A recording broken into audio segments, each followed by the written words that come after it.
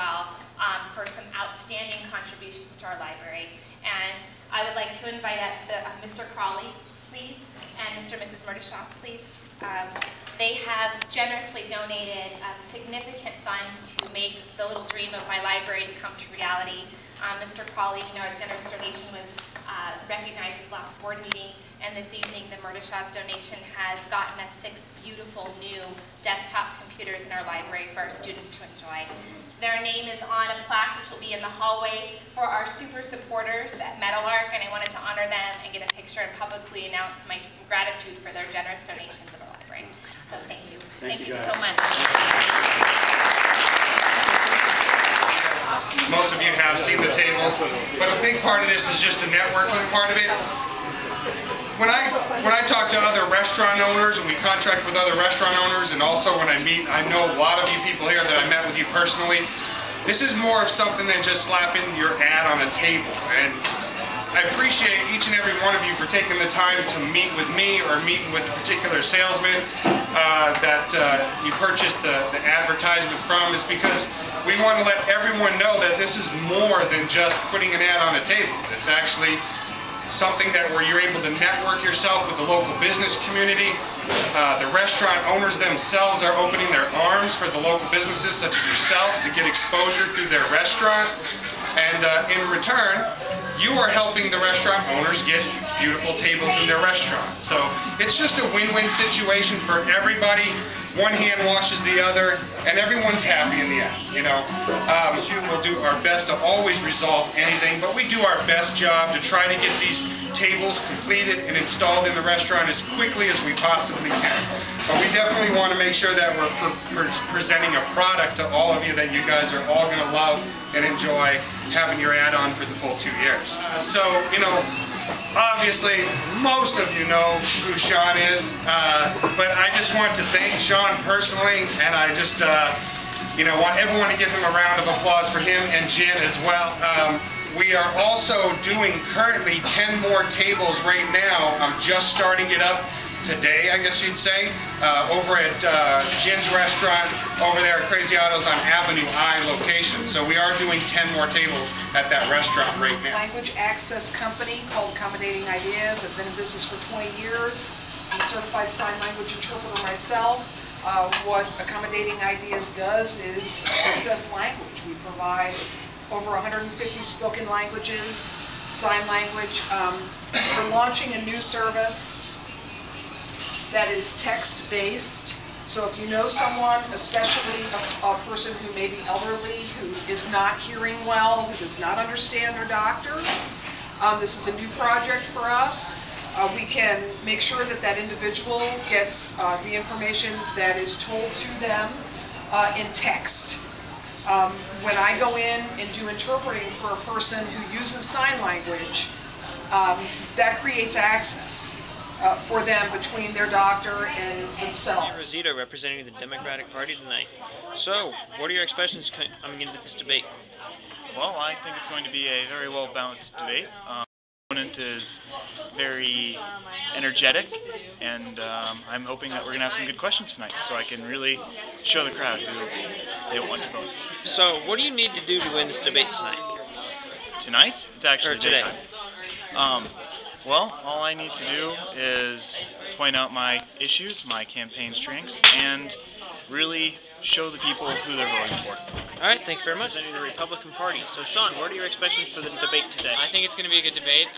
My partner, my opponent, is good debater. He's going to be a tough competition, but I hope it's going to be good. So, what do you need to do to win this debate today? Point the facts out, keep them straight, and hope for the best. Good. Well, it's Tuesday morning, the 16th, and I'm here with Chris Demian of Acton Water, the owner of Acton Water. In fact, there goes one of the trucks coming in to load up at the old Hunsinger well, which Chris says was originally dug by the railroad. But Chris, what do you got in your hand there? Looks like a cup of coffee. Yeah, my morning cup of joe.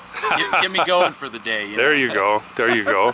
And in the case, what do we have here? These are my my weekly water samples, testing for bacteria for my wells and water trucks. Okay. Yeah, we have to do that once a week, so I'm getting ready to head off to the laboratory. Okay, and now once you get that test, what do you do with the information? Well, the laboratory sends that information to the health department once a month, and we have to also keep records because once a year, when the health department does our inspections, they look at all our past records. So I see. have to keep all those And what are they looking for specifically? What kind they're of? actually testing for a bacteria called coliform, and that bacteria just shows that there could potentially be other bacteria there. I see. And then they do further testing, but if they come up negative, then that's the end of the test and the water is good to drink. Okay, okay. And this is for all water companies in Acton Agua Dulce and? Yeah, actually all private water sources in the state of California have to comply with that, and water haulers have to comply with that. I It's see. California code. Uh-huh.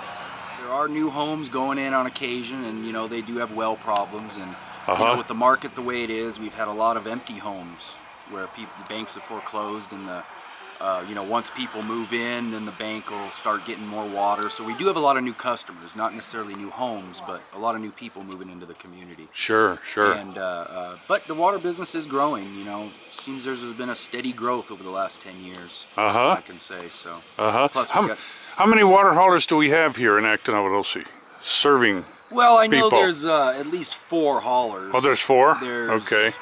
Lundy, Carson, me, and Rainmaker. Oh, okay. So there's enough to satisfy everybody is what I'm driving at. There's enough business. Yeah, I would think so. I would think so. Good. Well, we unintentionally gave your company to somebody else in the paper, which we apologize for. It was a simple typographical error. It happens, it happens. I mean, we can read the side of the truck. It's big enough. You ought to be able to get it right. Yeah. But Acton Water is using the old Hunsinger well Yeah. that was here for years and years. And have you had to sink that well any deeper?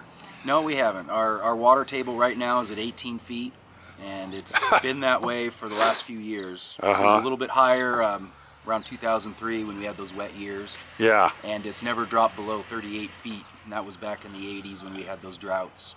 Gee, and you were explaining to me about the aquifer Yeah. in this well being especially pure. Yeah, it actually tests different than any of the LA County wells that are not too far away. And it's just, they believe there's a fault line where the water percolates up right under our land, which helps push contaminants away over the decades, and so no contaminants have been able to build up like in other areas, like Agua Dulce and stuff. Sure. So, and that's one of the things that helps our water pass state certification right out of the ground. Yeah.